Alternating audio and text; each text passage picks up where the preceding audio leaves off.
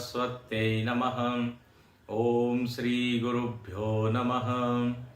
सदाशिवसमारंभां शंकराचार्यमध्यमाम् अस्मदाचार्यपर्यन्तां वन्दे गुरुपरम्पराम्। समस्तजनकल्याणे निरतं करुणामयं नमामि चिन्मयं देवं सद्गुरुं ब्रह्मविद्वरम्। नीलाम्बुजश्यामलकोमलाङ्गं सीतासमारोपितवामभागं पाणौ महासायकचारुचापं नमामि रामं रघुवंशनाथम्। अतुलितबलधामं हेमशैलावदेहं धनुजवनकृशानुं ज्ञानिनामग्रगण्यं सकलगुणनिधानं वानराणामधीशं रघुपतिप्रियभक्तं वातजातं नमामि। नवधा भक्ति के प्रसंग में हम लोगों ने अब तक 5 प्रकार की भक्ति देखी। पिछले सत्र में हमने चर्चा की कि भगवान के मंत्र का जाप, नाम का स्मरण पूरे विश्वास के साथ यदि किया जाए तो भगवान कहते हैं यह भक्ति का एक पड़ाव है, यह भक्ति का एक रंग है। भक्त में भक्ति बढ़ती है तो भगवान के नाम के प्रति उसका रुझान, उसकी रुचि बढ़ते जाती है। नाम अमृत के समान उसको लगता है, इसलिए हम लोग बोलते हैं नामामृत। मराठी में तो एक भजन ही है, अमृताहुनी गोड नाव तुझे देवा। अमृत से भी मीठा है नाम। तो ऐसी रसीली साधना वो करता है और भगवान के और निकट वो आता है। अब कहते हैं छठी जो भक्ति है उसके बारे में भगवान राम शबरी को बताते हैं कि छठ दम शील विरति बहु कर्मा निरत निरंतर सज्जन धर्मा। कहते हैं छठी भक्ति मतलब क्या? तो छठी भक्ति में कोई विशेष साधना नहीं बताई, पूजा करो या भजन करो, नहीं। छठी भक्ति का सीधा संबंध है रहनी से। भक्त की रहनी कैसी होनी चाहिए या कैसी होती है? तो कहते हैं कि उसके जीवन में एक चीज आ जाती है, एक गुण आ जाता है, एक चीज सहज सिद्ध हो जाती है और वो है दम। छठ दम। दम शब्द वेदांतों में बड़ा प्रसिद्ध है। जो वेदांत के साधक है जरूर उन्होंने इस शब्द सुना होगा। तत्वबोध, आत्मबोध आदि ग्रंथों में वर्णन है, विवेक चूड़ामणि में है। दम का मतलब होता है कि इंद्रियों को संयमित करना। अपने पास 10 इंद्रियां दी हुई है और 5 उसमें से कही जाती है ज्ञानेंद्रिया, 5 कर्मेंद्रिया। तो बोले 10 इंद्रियों का जो एक समूह है, गीता में इसको इंद्रिय ग्राम का, एक गांव लेके हम बैठे हैं, इसको गोकुल भी कहते हैं। गो मतलब इंद्रिया, कुल मतलब ये समूह। तो गोकुल में भगवान कृष्ण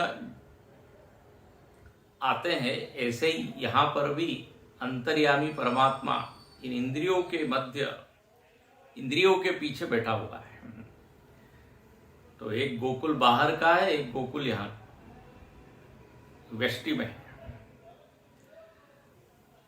अब ये जो इंद्रियां हैं, इन इंद्रियों को जो नियंत्रित कर ले जाता है, चक्षुरादि बाह्य इंद्रिय निग्रह दम, ऐसी परिभाषा दी गई है कि चक्षु आदि से सारी इंद्रियां ले लेनी चाहिए। तो बोले निग्रह कर लेना, नियंत्रण में ले आना, ये दम है। अब ये जो नियंत्रण शब्द है या कंट्रोल शब्द है, इसके लोग अर्थ कई बार समझते नहीं। नियमन करना या नियंत्रण करने का अर्थ उसका उपयोग ही नहीं करना, उसको मार डालना, उसकी उपेक्षा ही कर देना, ये अर्थ बिल्कुल नहीं है। नियंत्रण का अर्थ है कि सही विवेक से सही दिशा में सही समय पर उपयोग करना। यदि इनका उपयोग न करना ही दम होता तो भगवान ने इंद्रियां दी क्यों है? तो आंख नाक कान बस सब बंद करके हम बैठे रहे, यदि नियंत्रण का यही अर्थ है तो बोले निग्रह मतलब जो मोक्षानुकूल भगवदानुकूल जो विषय है उनका तो ग्रहण करना। इसलिए क्या कहा, भद्रम कर्णेभिः शृणुयाम, अच्छा देखो अच्छा सुनो, ये भी नियंत्रण है, ये भी दम है। देखना ही नहीं, सुनना ही नहीं, ये नहीं, बोलना ही नहीं, खाना ही नहीं। तो दम का व्यापक अर्थ ये है कि जो भी प्रतिकूल चीज है, जो साधना के प्रतिकूल, जो हमारे वासनाओं को बढ़ाने वाली है, वैराग्य को कम करने वाली है, भगवान से दूर ले जाने वाली है, आत्मचिंतन में बाधा बनने वाली है, ऐसी सारी बातों से या ऐसे सारे विषयों से इंद्रियों को मोड़ लेना। बोले यहां पे हम जाएंगे और कुछ बातें सुनेंगे तो हमारी जो आस्था है, श्रद्धा है, वो थोड़ी हिल जाएगी, हमारे श्रद्धा पे चोट पड़ेगी। तो बोले इससे अच्छा सुनो ही नहीं।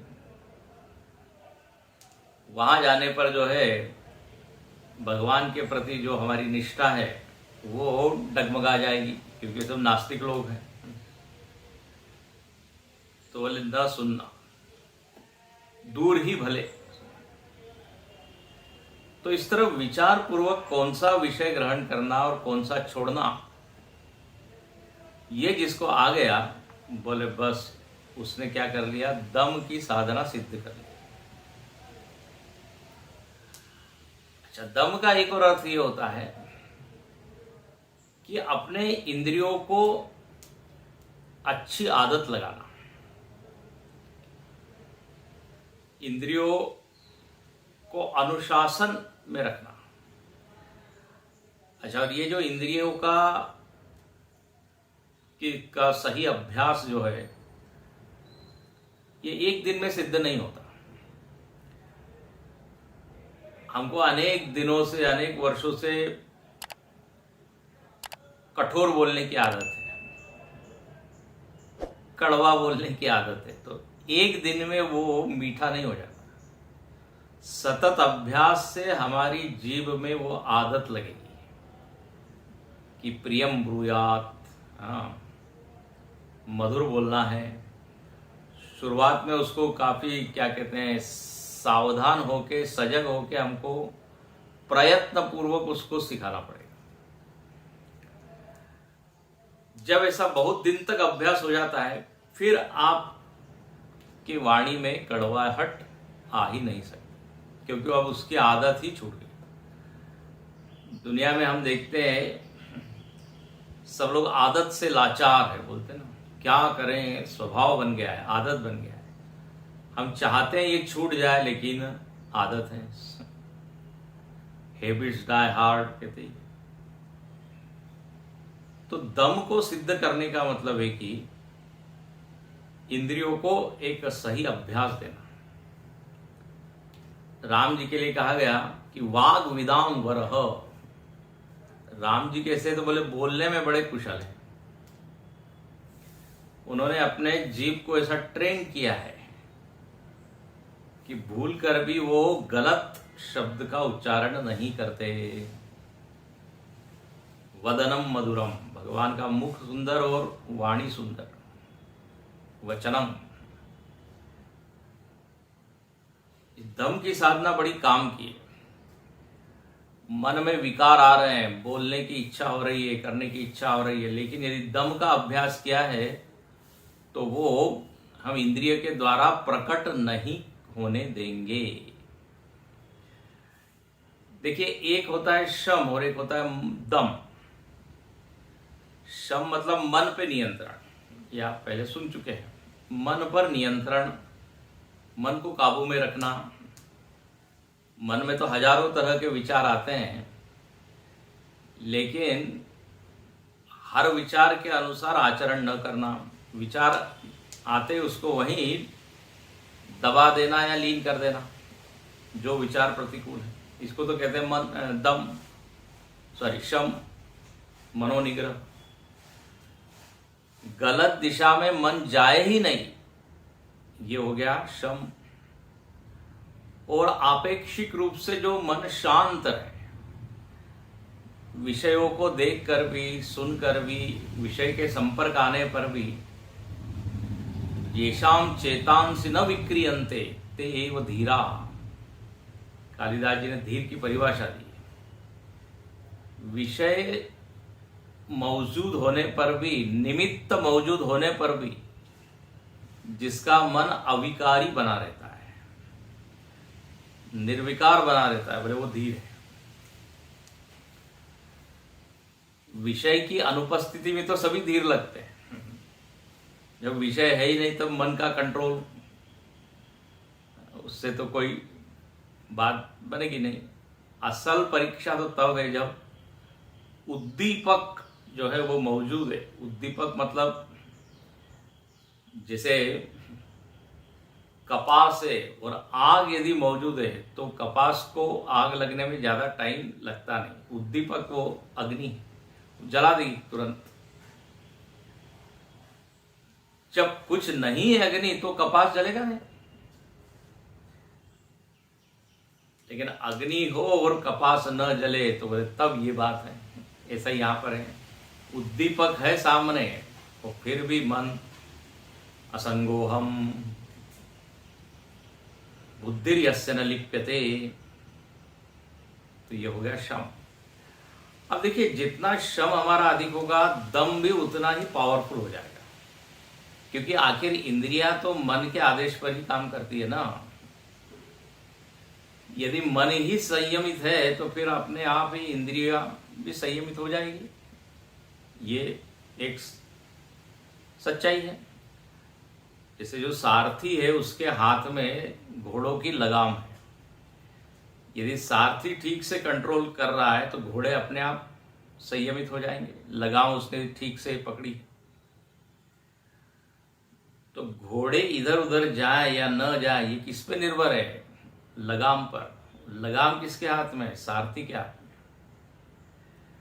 इसलिए कठोपनिषद में कहा कि बुद्धि सारथी है, मन प्रग्रह में वच, मन लगाम है और जो घोड़े हैं वो इंद्रियां हैं।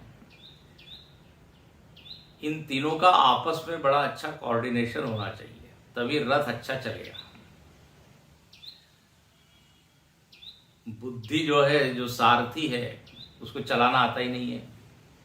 लगाम जो है ढीली है, तो घोड़े तो फिर स्वतंत्र हैं।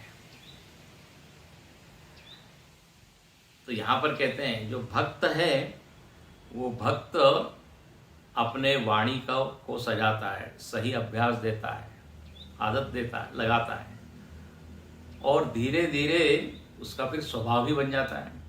लोग कहते हैं कितने संयमित हैं, उसको लगता ही नहीं कि उसने कोई बहुत बड़ा काम किया है। It has become so natural for him, जो दूसरे के लिए बहुत प्रयत्न से सिद्ध होने वाली चीज है। तो भक्त की इंद्रियां इधर उधर भागती नहीं, इधर उधर भटकती नहीं। अब एक वाणी को ही आप ले लीजिए, कई बार ऐसा होता है जब बाहर निमित्त होते हैं कि हम बहुत गुस्सा करें, कठोर शब्द बोले, जिसका नियंत्रण नहीं है, जिसने आदत नहीं लगाई है, वो थोड़ी थोड़ी बात में झुंझला जाता है और बोलने लगता है कुछ कुछ, बौछार होती है वहां एकदम कठोर शब्दों की, कड़वे शब्दों की, विष जैसे कोई उगल रहा।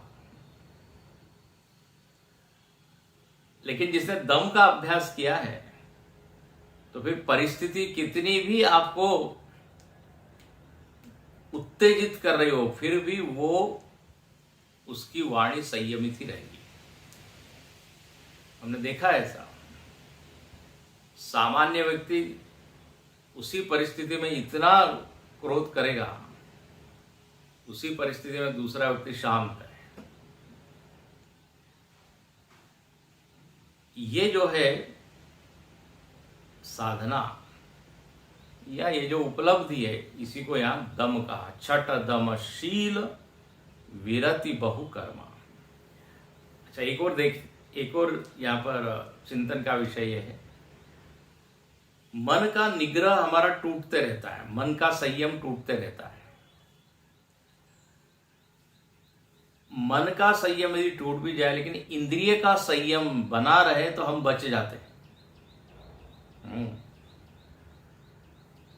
मन में विचित्र विचार आ रहे हैं, बहुत तीव्रता से आ रहे हैं, लेकिन इंद्रियों के द्वारा हमने व्यक्त नहीं किया, रोक लिया, क्योंकि पहले से आदत है, अब हैबिट है, तो हम बच गए।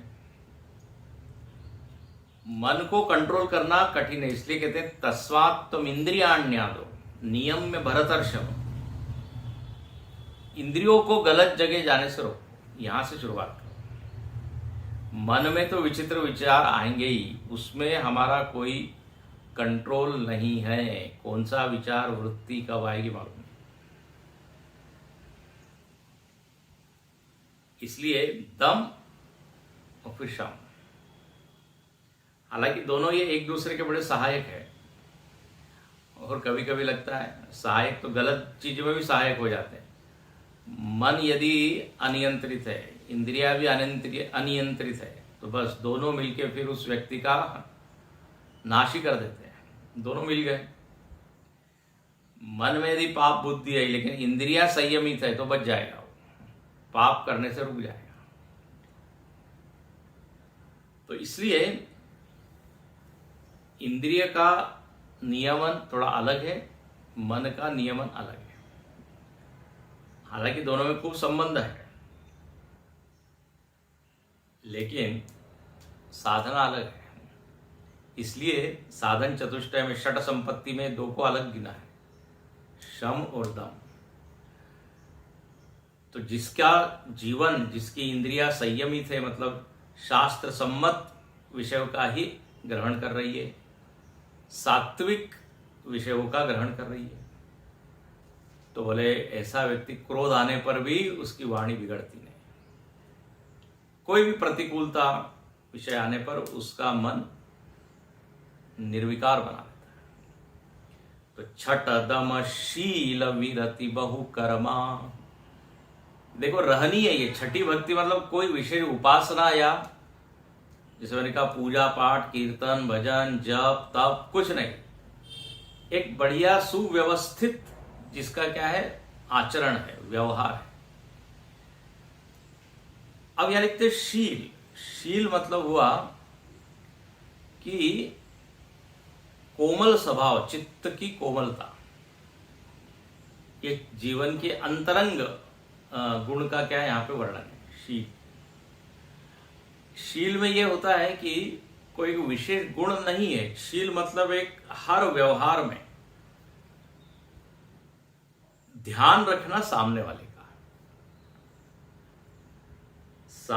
का ध्यान रख के फिर यदि कोई बोलता है, चलता है, खाता है, पीता है,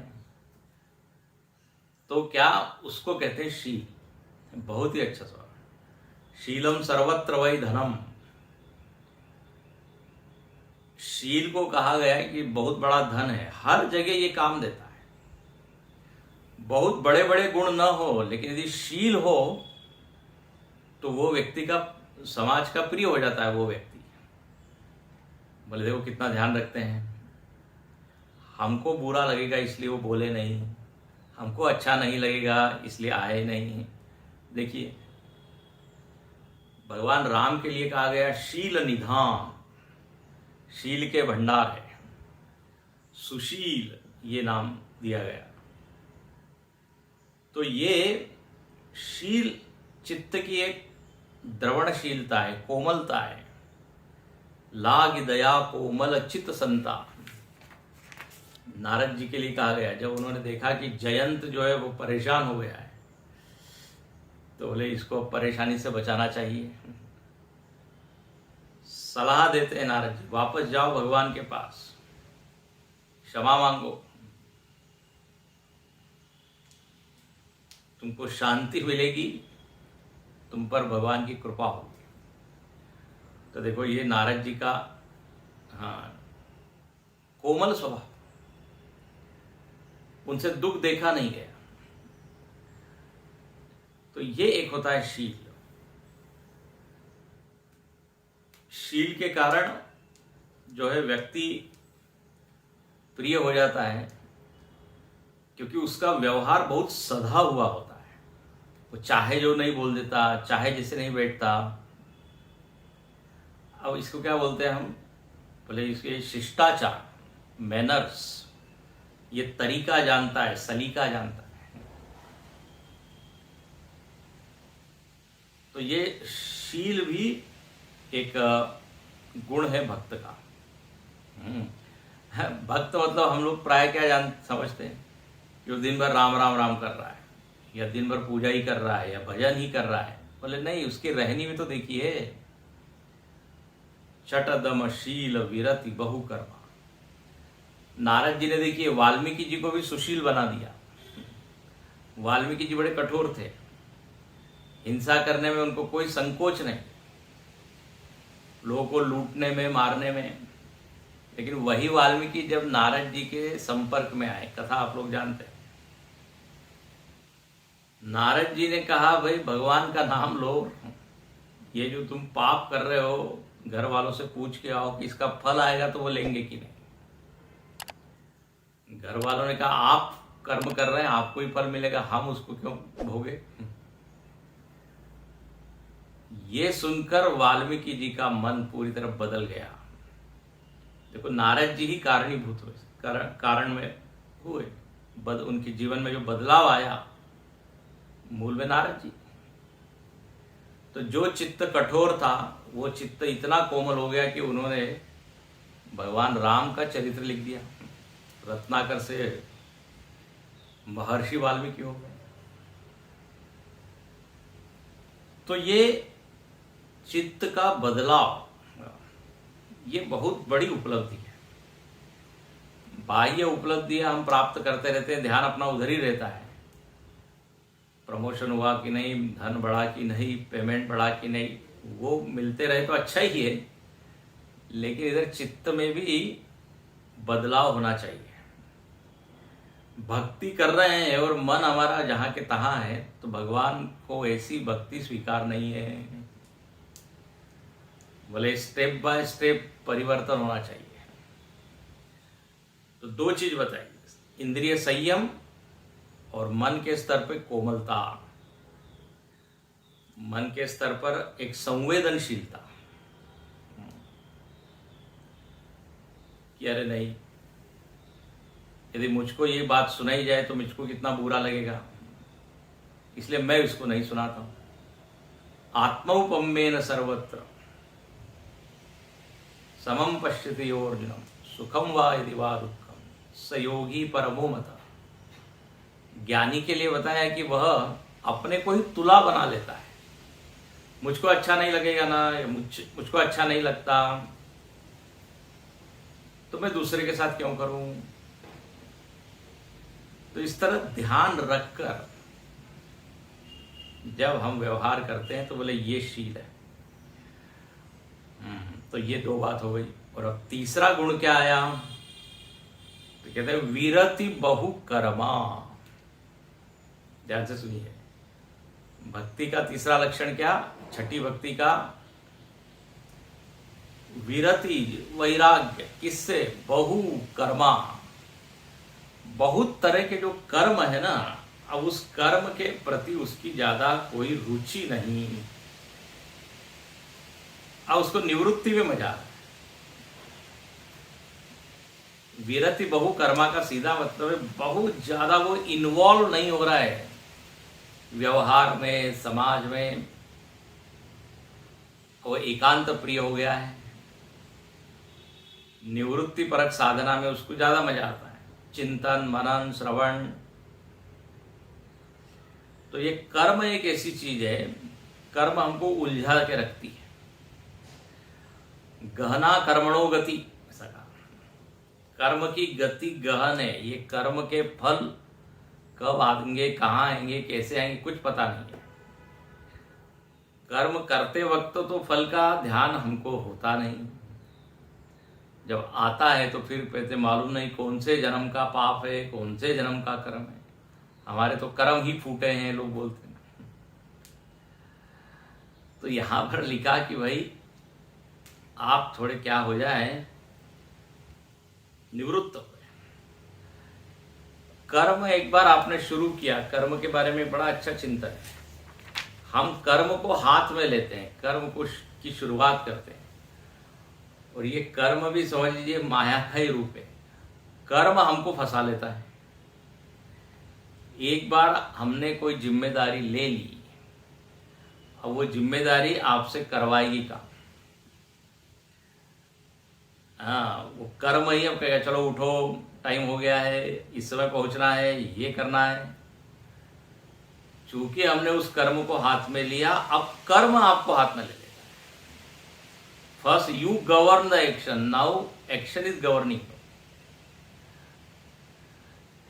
इसी को कहा है कि कृतिमहो दधौ पतन कारणम फलम शाश्वतम गति निरोधकम।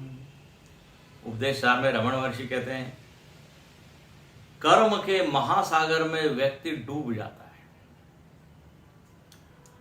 कर्म खत्म ही नहीं होता है। ये करना है, वो करना है, कर्तव्य खत्म ही नहीं होते।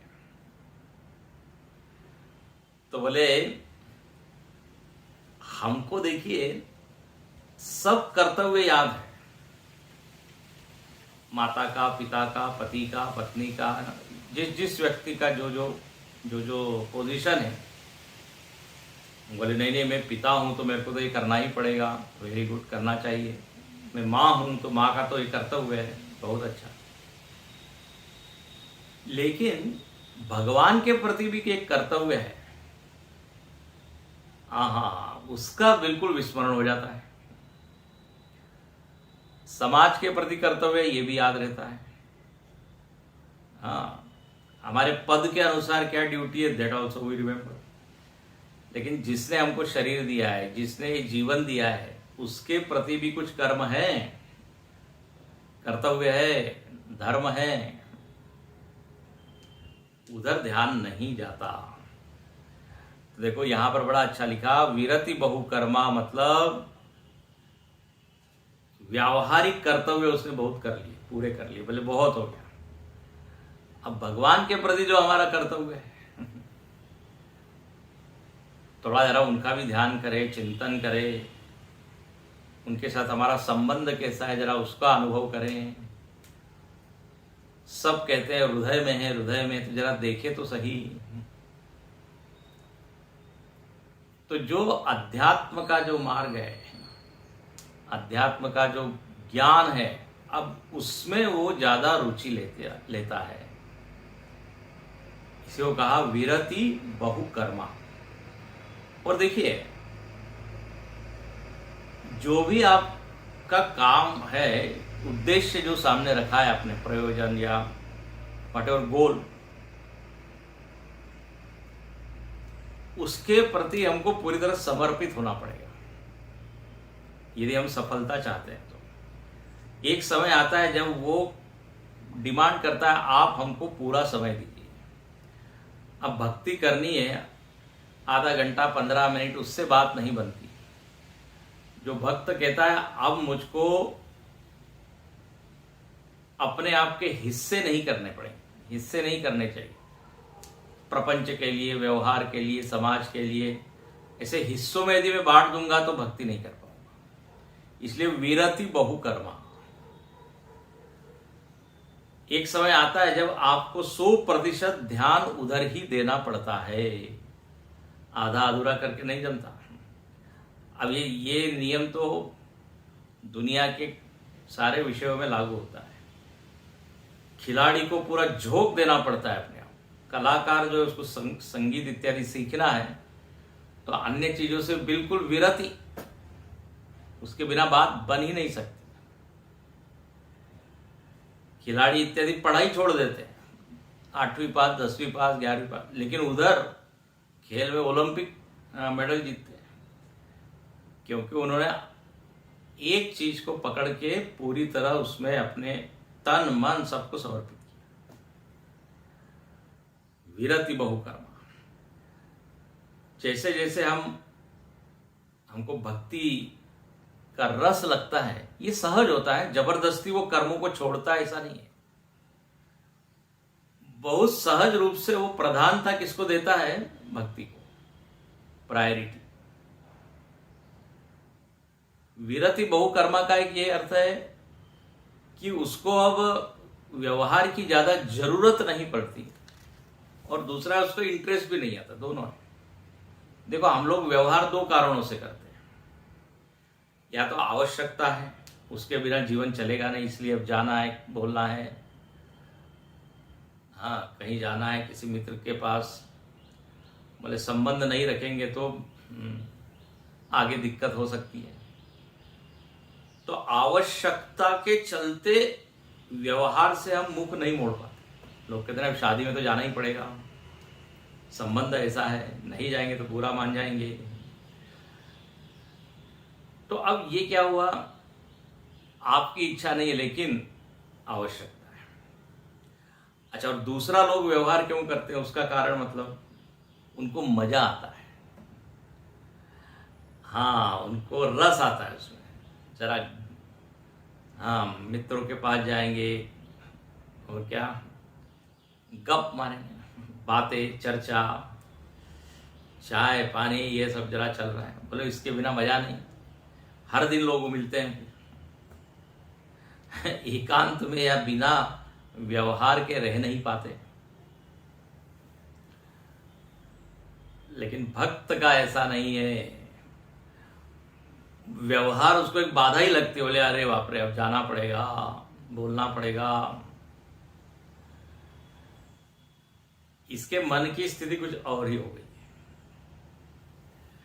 अच्छा, व्यवहार हम रजोगुण हमारे में यदि बहुत हो तो व्यवहार में बहुत मजा आता है। ये भी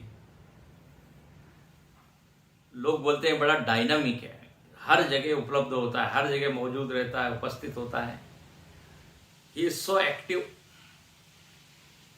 अब एक्टिव कहना या डायनामिक कहना ये रजोगुण को जरा सजा के बोलना है, पॉजिटिव सकारात्मक दृष्टि से। वेदांत क्या कहेंगे, अरे बहुत रजोगुणी है, थोड़ा उसमें एक नकारात्मक टोन होता है। तो जो रजोगुणी है वेदांत की दृष्टि, वो व्यवहार के बिना नहीं रहे। यदि वो 2-4 लोगों से बात न करें, 2-4 लोगों से मिले नहीं तो उसका दिन पूरा नहीं होता। लेकिन ये संत लोग हैं, भक्त लोग हैं, दिन भर अकेले बैठे, और अकेले बैठे मतलब सो रहे हैं ऐसा नहीं है अपने जीवनचर्या को, दिनचर्या को ऐसा कस के रखा है उन्होंने। कभी ध्यान कर रहे हैं, कभी पूजा कर रहे हैं, कभी स्वाध्याय कर रहे हैं, कभी जप कर रहे हैं। व्यवहार के लिए मौका ही नहीं। बोले अभी थोड़ी देर में आते हैं, अभी बिजी। सामने वाले लोगों को हाँ आश्चर्य होता है, बिजी क्या है, व्यस्त किसमें है। ना तो कुछ जॉब करते हैं, ना कुछ व्यापार करते हैं। तो जो साधना है, ये साधना कैसी है? तो बोले जो निवृत्ति वाली है, विरति बहुकर्मा। तो 3 चीज हो गई छठी स्थिति में, दम, शील, विरति, बहुकर्मा। कर्म बाहुल्य खत्म हो गया इसमें। और चौथी चीज निरत निरंतर सज्जन धर्मा। बोले ऐसा नहीं कि वो आलसी है, सोया हुआ है, कुछ करता ही नहीं। हाँ, जो भक्त है वो कैसा है? बोले सज्जनों के जो धर्म है उसका वो आचरण करता है, और निरत निरंतर, निरंतर वो सज्जन बना हुआ है। सज्जन शब्द का अर्थ है कि जिसके जीवन में सत सत सत भरा हुआ है। सत मतलब अच्छा, सात्विक, शुभ, मंगलकारी। तो जिसके कर्म बढ़िया है, क्वालिटी कर्म है, थॉट्स जो है वो भी एकदम प्योर है, इंस्पायरिंग है, प्रेरणा देने वाले हैं, भगवान की ओर ले जाने वाले हैं, सत विचार, सत की ओर ले जाने वाले विचार। चित्त जिसका बड़ा सजा हुआ है, सद्भावनाएं जिसमें है, मन में श्रद्धा, विश्वास, मैत्री, करुणा, प्रेम, क्षमा, इन सारे भावनाओं से जिनका अंतःकरण अलंकृत है। जैसे आप डेकोरेशन करते हैं घर का, शरीर का, बोले वो अंतःकरण का डेकोरेशन। जिसने अपने मन को सजाया है, तो मन के स्तर पे सद्गुण है, बुद्धि में सद्विचार है, कर्म में सत्कर्म है। बस बोले ऐसा व्यक्ति जो सत्य से ओतप्रोत है, रोम रोम में सत सत सत भरा है, उसको कहते हैं सज्जन। तो सज्जन का जो धर्म है उसका ये पालन कर रहा है, क्योंकि ये भी सज्जन है। तो उस सज्जन के जो धर्म है उसमें साधक रमण करता है और भगवान का अधिक से अधिक ध्यान रखता है, क्योंकि व्यवहार कम हो गया है, इंद्रियों पर नियंत्रण है। तो अब ध्यान किसका रहेगा अधिक? भगवान का। हिज माइंड इज अवेलेबल, उपलब्ध मन है। जो मन व्यवहार में उलझा हुआ है, कर्म में फंसा हुआ है, धसा हुआ है, वो कहां से चिंतन करेगा? तो बोले ये छठे स्तर पर जब भक्ति पहुंच गई तो उसकी रहनी इतनी सुंदर हो गई कि वह सहज ही भगवान के गुणों में रमण कर पाता है।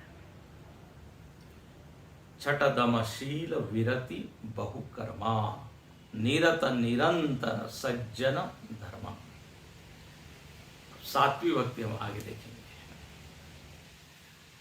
ओम पूर्णमदः पूर्णमिदं पूर्णात् पूर्णमुदच्यते पूर्णस्य पूर्णमादाय पूर्णमेवावशिष्यते। ओम शांति शांति शांति। हरि ओम। श्री गुरुभ्यो नमः। हरि ओम।